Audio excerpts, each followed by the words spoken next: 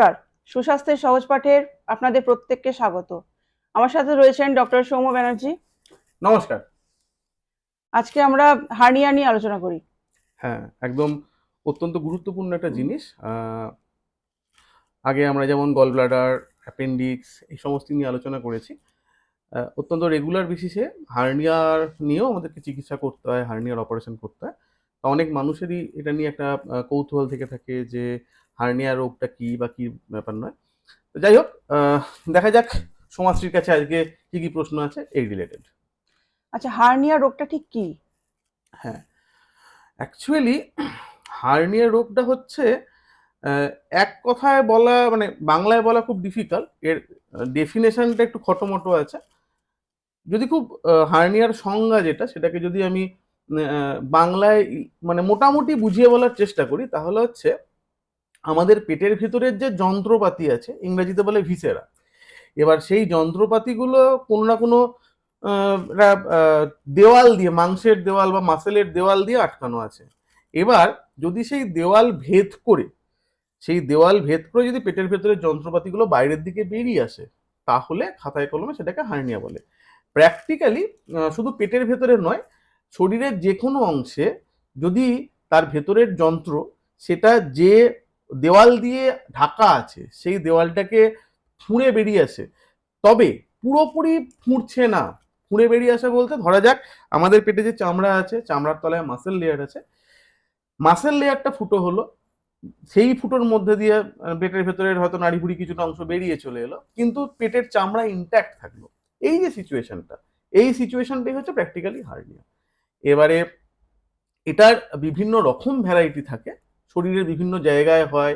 কখনো কখনো জন্মগত ক্ষেত্রে হতে পারে, কখনো কখনো পেশেন্টের মানে কোনো কারণে তার, মানে আমরা বলি অ্যাকোয়ার্ড হার্নিয়া, হ্যাঁ, বয়সজনিত কারণে হতে পারে বা নিজের জীবনযাপনের বিভিন্ন অভ্যেসজনিত কারণে হতে পারে। এরকম বিভিন্ন ধরনের হার্নিয়া বিভিন্ন জায়গায় হয়, প্রচুর ক্লাসিফিকেশন আছে। এক কথায় ব্যাপারটাকে যদি এইভাবে বোঝাতে, মানে এক কথায় সবটা সামারাইজ করা খুব ডিফিকাল্ট, কিন্তু ওই যে পেটের বা শরীরের ভেতরে কোনো যন্ত্র যদি বাইরে বেরিয়ে আসে। আচ্ছা, এই রোগে কি সমস্যা হয়? মানে শুধু ফুলে যায়? হ্যাঁ, বেসিক্যালি যে জায়গাটা বেরিয়ে আসছে সেই জায়গাটা একটু মানে আমি যদি এইবার অ্যাকচুয়ালি আমরা হার্নিয়া বলতে কমনলি যে হার্নিয়ার কথা বুঝি সেটাকে ইঙ্গুইনাল হার্নিয়া বলে, বা বলা যেতে পারে ভেন্ট্রাল হার্নিয়া, পেটের সামনের দিকের যে হার্নিয়াগুলো। শরীরের ভেতরেও হার্নিয়া হতে পারে। সেই হার্নিয়াগুলোর ক্ষেত্রে তার সিমটম আলাদা, পেশেন্টের কমপ্লেনগুলো আলাদা আলাদা হতে থাকে। ইভেন ইভেন ব্রেনের মধ্যেও হার্নিয়া হতে পারে, ব্রেন আর স্পাইনাল কর্ডের মধ্যেও হার্নিয়া হতে পারে। এবার কমনলি আমরা যে হার্নিয়াগুলো ডিল করি সেগুলো হচ্ছে inguinal hernia, umbilical hernia, epigastric hernia বা ইনসিশনাল এগুলো হার্নিয়া। কি ধরনের হার্নিয়া? হ্যাঁ, বলছি। অ্যাকচুয়ালি ইঙ্গুইনাল হার্নিয়ার ব্যাপারটাই হচ্ছে মোস্ট কমন হার্নিয়াগুলোর মধ্যে একটা জিনিস। এই কুচকির কাছে অনেক পেশেন্টের ফোলা থাকে, এবং ফোলাটা বেশ মজার, ইন্টারেস্টিং। ইন্টারেস্টিং কেন? যখন পেশেন্ট কোনো কারণে চাপ দিচ্ছে, তখন হচ্ছে পেশেন্টের ওই জায়গাটা ফুলে যাচ্ছে। আবার যখন পেশেন্ট রেস্টে থাকছে, তখন ওইটা ভেতরে ঢুকে যায়, মানে ফোলাটা বাড়া কমা করতে থাকে। এবার আমাদের এই কুচকির যে কাছের রিজিয়নটা, ওইটা ডাক্তারি পরিভাষায় ইঙ্গুইনাল হার্নিয়া বলে, বা ইঙ্গুইনাল রিজিয়ন বলে, বা ওই চত্বরটাকে ইংরেজিতে গ্রয়েন বলা হয়। আর ওই চত্বরের যে হার্নিয়া হচ্ছে সেটাকে ইঙ্গুইনাল হার্নিয়া, রিজিয়নটা ইঙ্গুইনাল রিজিয়ন। এইবারে আমাদের নাভিটাকে ডাক্তারি পরিভাষায়, আবার এমনিতেই বেলি বাটন হলো ডাক্তারি পরিভাষায়, নাভিকে বলা হয় আম্বেলিকাস। নাভি বা তার কাছাকাছি চত্বরে যদি কোনো হার্নিয়া হয়, ওই একই রকম পেটের ভেতরে যে মানে দেওয়ালটা আছে সেটা ফুটো হয়ে বাইরের দিকে বেরিয়ে আসছে নার্ভিগুলো, কিন্তু তার মানে এটা না যেন বেরিয়ে ঝুলে গেল, স্কিন দিয়ে ঢাকা থাকছে, এই চত্বরটা আম্বেলিকাল হার্নিয়া হচ্ছে। কখনো কখনো কারুর কারুর ক্ষেত্রে ধরা যাক কোনো অপারেশন হলো, হয়তো অ্যাপেন্ডিক্স অপারেশন হলো কি গলব্লাডার অপারেশন হলো, তখন সেই যে কাটা অংশটা থাকছে সেটা দুর্বল হয়ে থাকলো, সেই দুর্বল অংশটা ফুটো হয়ে কখনো কখনো হার্নিয়া বেরিয়ে আসে, এটাকে বলে ইনসিশনাল হার্নিয়া। আর কারুর কারুর ক্ষেত্রে জন্মানোর সময় থেকে, বাচ্চাদের জন্মানোর সময় থেকে এক ধরনের মানে মেনলি ইঙ্গুইনাল রিজিয়নে হার্নিয়া হওয়ার প্রবণতা দেখা যায় কারুর কারুর ক্ষেত্রে, সেইটাকে বলা হয় কনজেনিটাল ইঙ্গুইনাল হার্নিয়া, মানে জন্মগত ইঙ্গুইনাল হার্নিয়া। গ্রসলি জিনিসটা এইরকম। জন্মগত সমস্যা হতে পারে এটা? একদম একদম, প্রচুর। এটা প্রধানত ছেলে বাচ্চাদের ক্ষেত্রে দেখা যায়, তবে মেয়ে বাচ্চাদের ক্ষেত্রেও জন্মগত সমস্যা এটা হতে পারে। এই। আচ্ছা, কিভাবে হার্নিয়া ঠেকানো সম্ভব? আচ্ছা, জন্মগত হার্নিয়া যেগুলো হয় সেগুলো প্র্যাকটিক্যালি আমাদের খুব বিশাল কিছু করার নেই অ্যাকচুয়ালি। হ্যাঁ, এইবার আমাদের হাতে যেটুকু ঠেকানোর অপশনটা থাকছে সেইটা হচ্ছে যেগুলোকে অ্যাকোয়ার্ড হার্নিয়া বলা হয়। অ্যাকোয়ার্ড হার্নিয়া মানে মানে হচ্ছে একজন মানুষ যিনি যখন জন্মেছিলেন তার কোনো রকম হার্নিয়া ছিল না, বা তার কোনো রকম অ্যাবডোমিনাল ওয়ার্ডে প্রপার ডিফেক্ট ছিল না, কিন্তু কোনো কারণে সেটা হলো। এবার এই কোনো কারণ কি কি হতে পারে? একটা কমন কারণ যেটা, সেটা হচ্ছে বয়স, যেটা আমাদের খুব একটা কিছু করার নেই, ওটাও আটকাতে পারবো না। কারণ যত বয়স হতে থাকবে তত আমাদের মাসেলগুলো দুর্বল হতে থাকবে, যত মাসেলগুলো দুর্বল হতে থাকবে তত হচ্ছে এই জায়গাগুলো থেকে জোর কমে গিয়ে তার মাঝে গ্যাপ তৈরি হয়ে গিয়ে সেখান দিয়ে নাড়ি ভুঁড়ি বেরিয়ে আসার সম্ভাবনা থাকবে। কিন্তু যেটা আমি করতে পারি ইভেন বয়স হলেও, সেটা হচ্ছে বয়স হয়েছে এই কথাটা মেনে নিয়ে আমি ভারী ওজন তোলাটা কমাবো। যে বিশাল চাগার দিয়ে ভারী ওজন তুলছি, বা এমন কোনো কাজ করছি যেটাতে পেটের মধ্যে প্রেশার বাড়ছে, যেমন পায়খানা করার সময় জোর কোঁত পেরে পায়খানা করার চেষ্টা করা। বয়স্ক পুরুষ মানুষদের ক্ষেত্রে যখন 60 বছর 70 বছর বয়স হয় তখন প্রস্টেট গ্ল্যান্ডের সমস্যা হয়, তার জন্য তারা যখন প্রস্রাব করতে যান তখন সমস্যা হতে পারে। ডিউরিং মিক্সচুরেশন, ইউরিন পাস করার সময় যদি অনেকে কোঁত পাড়ার অভ্যেস থাকে, এই কোঁত পেরে করতে গেলেই পেটের মধ্যে প্রেশার বাড়তে থাকে এবং তখন হার্নিয়া হওয়ার সম্ভাবনা বাড়ে। তাহলে সেক্ষেত্রে কোনোভাবে আমাদেরকে চেষ্টা করতে হবে যে যে কারণে এই কোঁত পাড়ার প্রবণতাটা বাড়ছে সেইটাকে অ্যাভয়েড করতে হবে, বয়সটাকে আমাকে যদি কমব্যাট করতে হয়। এর সঙ্গে আরেকটা লাইফস্টাইল প্রবলেম আছে খুব কমন, সেটা হচ্ছে টোবাকো ইউজ, তামাকের ব্যবহার, সিগারেট বিড়ি খাওয়া, তামাক চিবানো, এইগুলো মারাত্মক রকম প্রভাব ফেলে, আমাদের মাসেলের জোর কমিয়ে দেয়। যদি মাসেলের জোর কমাতে থাকে তাহলেও হার্নিয়া হওয়ার প্রবণতা বাড়ে। নেক্সট কি হতে পারে? কিছু পেশেন্টের ক্ষেত্রে যাদের সিগারেট খাচ্ছেন তাদের ক্ষেত্রে যেটা হয়, তাদের শ্বাসকষ্ট হওয়ার সম্ভাবনা থাকে।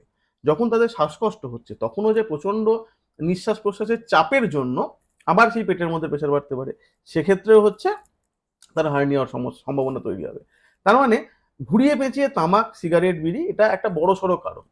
আর লাস্টলি যেটা বড় ইস্যু হয়ে যাচ্ছে সেটা হচ্ছে ওবেসিটি, মোটা হয়ে যাওয়া। আমরা এর পরবর্তী ক্ষেত্রে ওবেস কি ব্যাপার, মোটা কিভাবে হয়, রোগা কিভাবে হয়, বিএমআই বডি মাস ইন্ডেক্স, সেটা নিয়ে একটা না আমরা পর্ব করবো এরপরে। কিন্তু প্র্যাকটিক্যালি আমরা যারা মানে উপরতে কমনলি বোঝা যায় না বিএমআই জিনিসটা, এই সরি বডি মানে কে মোটা কে রোগা, তার কোনো যে ডেফিনেশন থাকার ব্যাপারটা আছে, সেইগুলো যদি আমি বাইরে সরিয়েও রাখি, সাধারণ লোকের চোখে যে মোটা বা যে মানুষটা শরীরে ফ্যাটের পরিমাণ বেশি বলে মনে হচ্ছে, তাদের ক্ষেত্রে যেটা হয় সেটা হচ্ছে মাসেলের মাঝখানে ফ্যাট ঢুকে যেতে পারে, ফ্যাট সেল ঢুকে যায়, ঢুকে গিয়ে মাসেলটাকে দুর্বল করে দেয়। এই যে দুর্বল করে দিচ্ছে তার ফলে আবার সেখানে গ্যাপ তৈরি হয়ে গিয়ে হার্নিয়া হওয়ার সম্ভাবনা তৈরি হচ্ছে। লাস্টলি ইনসিশনাল হার্নিয়া, যেটা হচ্ছে যখন কোনো রকম অপারেশন হচ্ছে কোনো পেশেন্টের ক্ষেত্রে, তখন অপারেশন পরবর্তী কিছুদিন একটু বেসিক সাবধানে থাকতে হয়, একটু বেসিক পরিষ্কার পরিচ্ছন্ন থাকতে হয়। আমরা যে ভিডিওটা করলাম ওই অপারেশন পরবর্তী সেবা যত্নের, সেই ভিডিওটাতে এই ব্যাপারটা ডিটেল আমরা আলোচনা করেছি, চাইলে দেখে নিতে পারবেন ভিডিওটাতে। তা সেই ভিডিওটা তো এরকম যেটা আমরা বলতে চেয়েছিলাম যে ইনফেকশন কন্ট্রোল করা, কারণ ওই যে যদি ইনফেকশন হয় তাহলে হচ্ছে হার্নিয়া হওয়ার সম্ভাবনা আবার বাড়তে থাকে। আচ্ছা, এইগুলোই হচ্ছে গ্রসলি। এবার এই যে জিনিসগুলো সম্ভাব্য কারণগুলো বললাম, এগুলোকে যদি আমরা কোনোভাবে অ্যাভয়েড করতে পারি তাহলে হার্নিয়া হওয়ার প্রবণতাকে অবশ্যই কমানো যেতে পারে। জিম করলেও হার্নিয়া হতে পারে তো? জিম করলে, যদি ওই যে বললাম জিম করলে অবশ্যই হতে পারে। কিরকম জিম করলে হার্নিয়া হতে পারে? যেটা হয় সেটা হচ্ছে, ধরা যাক প্রচন্ড আমি ভারী ওজন তুলছি, যে ওজন তোলার প্র্যাকটিক্যাল ক্যাপাবিলিটি হয়তো আমার নেই, আমার জিম ইনস্ট্রাক্টরের অ্যাবসেন্সে বা জিম ইনস্ট্রাক্টরের কথা না শুনে আমি বেশি ওজন তুলতে গেলাম। এবার এই যে বেশি ওজন তুলতে গেলাম, যখনই আমি বেশি ওজন চাগার দিয়ে তুলতে যাব তখন তার জন্য আমার হচ্ছে পেটের অ্যাবডোমিনাল প্রেশারটা বাড়তে শুরু করবে। ইন্ট্রা অ্যাবডোমিনাল প্রেশার বাড়লো, একটা পয়েন্ট থাকে আমাদের প্রত্যেকটা মানুষের জন্মগতই পেটের মধ্যে দুটো ফুটো আছে। এই ফুটোর একটাকে বলা হয় ডিপ ইঙ্গুইনাল রিং, আর একটা হচ্ছে সুপারফিশিয়াল ইঙ্গুইনাল রিং। এই ডিপ ইঙ্গুইনাল রিং আর সুপারফিশিয়াল ইঙ্গুইনাল রিং, এই দুটো কানেক্ট করে একটা ইঙ্গুইনাল ক্যানাল, কি একটা ক্যানাল আছে। যেমন ধরা যাক পাহাড়ের মধ্যে যেমন টানেল থাকে, সেরকম আমাদের পেটের সামনের দিকে একটা টানেল আছে। এই টানেলটা কমনলি চাপা থাকে, কিন্তু কোনো কারণে ওই যেমন জিম করার মতো ক্ষেত্রে বিশাল আমি চাগার দিয়ে কোনো ওজন তুললাম, তখন যে ভেতরের দিকে যে ডিপ ইঙ্গুইনাল রিংটা আছে তার মধ্যে দিয়ে নাড়িভুড়ি ঢুকে গিয়ে বাইরে বেরিয়ে আসতে পারে এবং সেটা একটা হার্নিয়া তৈরি করে ফেলতে পারে। আচ্ছা তাহলে অবশ্যই জিম করতে গেলে হার্নিয়া হওয়ার সম্ভাবনা থাকে। আচ্ছা, হার্নিয়া হলে কি করণীয় আছে? আচ্ছা, হার্নিয়া হলে করণীয় আছে বলতে, প্র্যাকটিক্যালি এটা আমি দুটো ভাবে বলতে পারি। একটা জিনিস হচ্ছে অবশ্যই মানে ডাক্তার তো দেখাতেই হবে। হার্নিয়া হয়ে গেলে অপারেশনটার দিকে যেতে হবে, অপারেশনই তার একমাত্র প্র্যাকটিক্যালি চিকিৎসা। কিন্তু আমি এইভাবে ব্যাপারটাকে ভাবতে পারি যে হার্নিয়াটা প্রাথমিক পর্যায়ে যখন আছে সেইটাকে আমি যদি কিছু জিনিস মেনটেন করতে পারি, তাহলে হার্নিয়া সংক্রান্ত জটিলতা হওয়ার সম্ভাবনাগুলো কমবে, হার্নিয়ার জন্য যে জটিলতাগুলো হতে পারে এবং হার্নিয়ার প্রোগ্রেসটা কমবে, হার্নিয়া যে বেড়ে যায় সেই সম্ভাবনাটা কমবে। এবার সেটা করণীয় বলতে দু তিনটে জিনিস, এগুলো ব্ল্যাঙ্কেট স্টেটমেন্ট করা ডিফিকাল্ট, গ্রসলি বলছি। এক নম্বর জিনিস যেটা, সেটা হচ্ছে ওই আবার ঘুরিয়ে পেঁচিয়ে যেগুলো আমরা হার্নিয়া যাতে না হয় তার জন্য যে যে কারণগুলো বললাম সেই প্রত্যেকটা পয়েন্ট ফলো করতে হবে। যদি কেউ সত্যি করে ওবেস থেকে থাকেন, তাকে চেষ্টা করতে হবে যাতে তিনি তার ওজনটা কমাতে পারেন, নইলে আবার বারবার হার্নিয়া হওয়ার প্রবণতা থাকবে, হার্নিয়ার ইভেন অপারেশন করা সত্ত্বেও।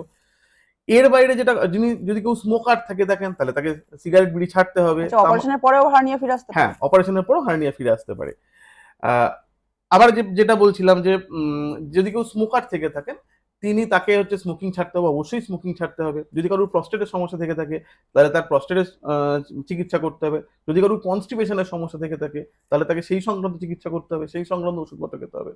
যাদের ক্ষেত্রে ইনসিশনাল হার্নিয়া, বেশ বড় সড়ো ইনসিশনাল হার্নিয়া আছে, তাদের ক্ষেত্রে এক ধরনের অ্যাবডোমেন বাইন্ডার বেল্ট পাওয়া যায়, সেই অ্যাবডোমেন বাইন্ডার বেল্ট করতে হবে। ইভেন অনেক সময় যদি কোনো বড় অপারেশন হয়, অপারেশন পরবর্তী ক্ষেত্রে যদি আমাদের সন্দেহ হয় যে এই পেশেন্টের হার্নিয়া হওয়ার একটা সম্ভাবনা আছে, তাহলে সেক্ষেত্রে অপারেশন করার পরেই, মানে যখন পেশেন্টকে ছুটি দিয়ে দেওয়া হচ্ছে, পেটে সেলাই টেলাই কাটা হয়ে গেছে, সেরকম ফেজেও বহু ক্ষেত্রে আমরা কিন্তু আগাম প্রিভেন্ট করার জন্য, যাতে হার্নিয়া না হয় তার জন্য অ্যাবডোমেন বাইন্ডার বেল্ট ব্যবহার করতে দেওয়া হয়। ডাক্তারবাবু যদি অ্যাবডোমেন বাইন্ডার বেল্ট ব্যবহার করতে দেন, তাহলে অবশ্যই সেই অ্যাবডোমেন বাইন্ডার বেল্টটা ব্যবহার করতে হবে।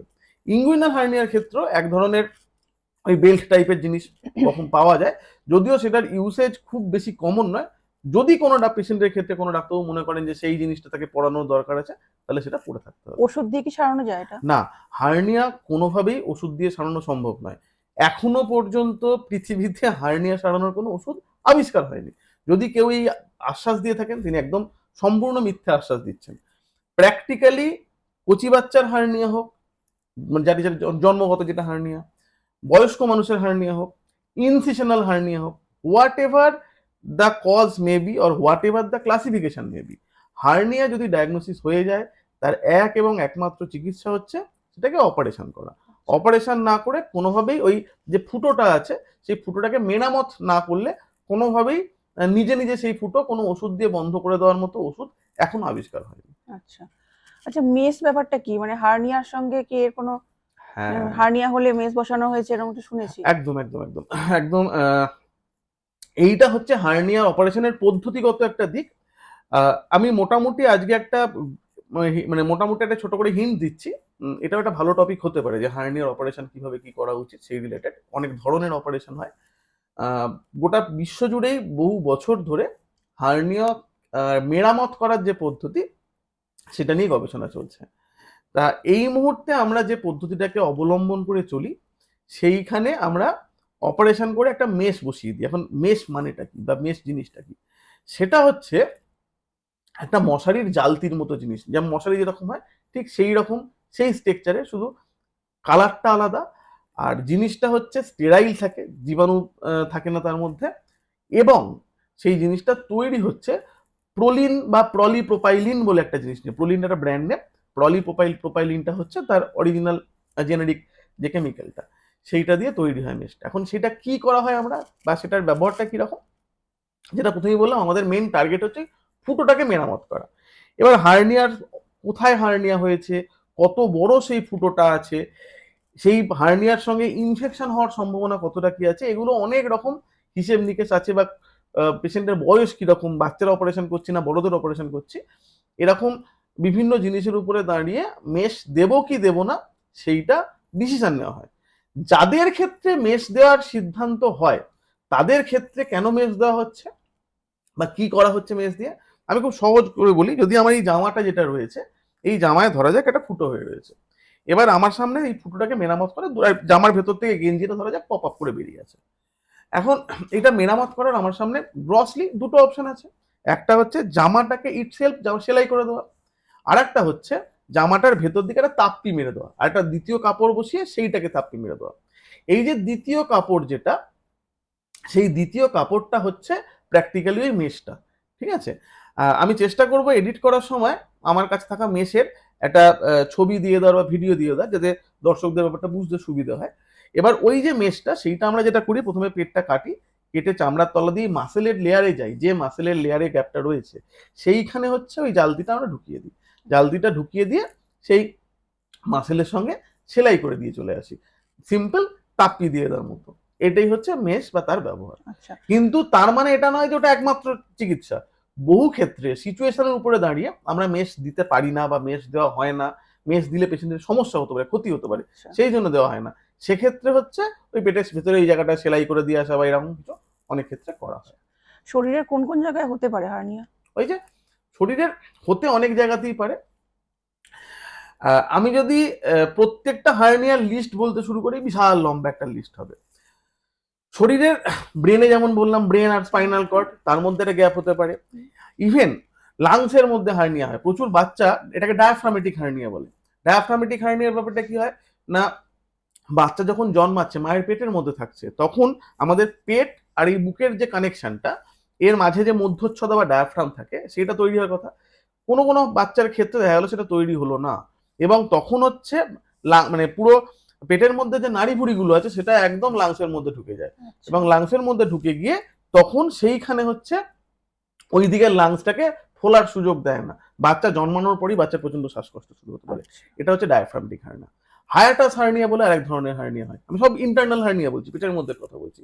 হায়াটাস হার্নিয়ার ক্ষেত্রে কি হয়, প্রচুর পেশেন্ট আছে যাদের দেখা যায় যে প্রচন্ড মাঝে মধ্যেই গ্যাস অম্বলের সমস্যা হচ্ছে, গলা বুক জ্বালা হচ্ছে, বুকের কাছে ব্যথা করছে, অথচ তিনি তেড়ে গ্যাসের ওষুধ কিনে খাচ্ছেন, বিভিন্ন ডাক্তারবাবু দেখাচ্ছেন, কোনোভাবেই তার আর কষ্ট কমছে না। এরকম সিমটম নিয়ে প্রচুর মানুষ প্রেজেন্ট করেন, যাদের ক্ষেত্রে আপার যে এন্ডোস্কোপি করলে দেখা যায়, বা সিটি স্ক্যান ফিটি স্ক্যানের সময় অনেক সময় দেখা যায়, রিপোর্ট করলে যে পেশেন্টের হচ্ছে স্টমাকটা এরকম হার্নিয়েট করে উপরের দিকে উঠে যাচ্ছে, এটাকে বলে হায়াটাস হার্নিয়া। এর বাইরে পেটের মধ্যে নাড়িভুড়িগুলো একটা যে বিভিন্ন রকম ফ্যাটের মধ্যে থাকে, যে মেসেন্ট্রি থাকে, তার মাঝখানে কোনো গ্যাপ হলো, ধরা যাক একটা কোনো পেশেন্টের কোনো অপারেশন হয়েছে, সেই অপারেশনের পরবর্তী ক্ষেত্রে পেটের মধ্যে একটা দুটো মানে যে অ্যানাস্টোমোসিস হয় না, সময় আমরা অপারেশন করে নাড়িভুড়িগুলো খারাপ অংশ কেটে বাদ দিয়ে আবার জুড়ে দিয়ে আসি, দিয়ে মাঝে একটা সেলাই করে দিয়ে আসতাম, সেই গ্যাপের মধ্যে দিয়ে নাড়িভুড়ি ঢুকে গেল, এখানে একটা ইন্টারনাল হার্নিয়া হতে পারে। এরকম প্রচুর আছে। উল্টো দিকে বাইরের গুলো তো অলরেডি বললাম, ইঙ্গুইনাল হার্নিয়া হতে পারে, ফিমোরাল হার্নিয়া হতে পারে, আম্বিলিকাল হার্নিয়া হতে পারে, এপিগ্যাস্ট্রিক হার্নিয়া হতে পারে, স্পিগেলিয়ান হার্নিয়া হতে পারে, এরকম প্রচুর হার্নিয়ার হিসেব রয়েছে। আচ্ছা, হার্নিয়া কি প্রাণঘাতী হতে পারে? আচ্ছা, কমনলি হার্নিয়া প্রাণঘাতী হয় না।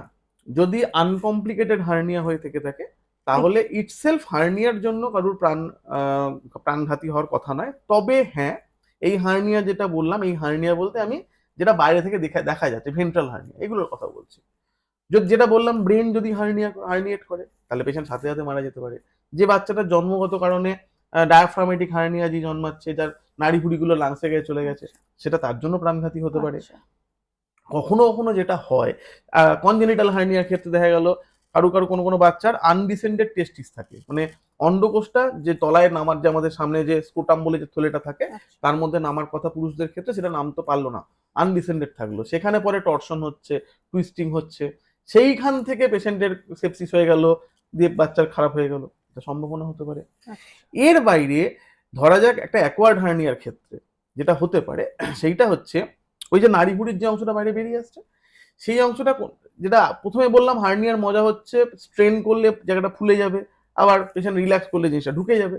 এই ঢোকা বেরোনো হতে হতে কোনোদিন পেশেন্ট হয়তো জোরে কেসে উঠলো, কি জোরে হাঁচলো, কি জোরে খুব পায়খানা কষলো, বা খুব ভারী ওজন তুলে ফেললো, তুলতে গিয়ে ওই যে নাড়িভুড়ির যে অংশটা বেরোলো, সেটা তো বেরোলো, প্রেসারে বেরিয়ে চলে এলো, কিন্তু ঢুকতে পারলো না, আটকে গেল। এইবার কি হতে পারে, এইবার যে নাড়িভুড়ির যে অংশটা আটকে গেল, এইটা ইন্টেস্টিনাল অবস্ট্রাকশন করতে পারে, আমাদের খাদ্যনালীকে আটকে দিল বা অবস্ট্রাকশন করলো।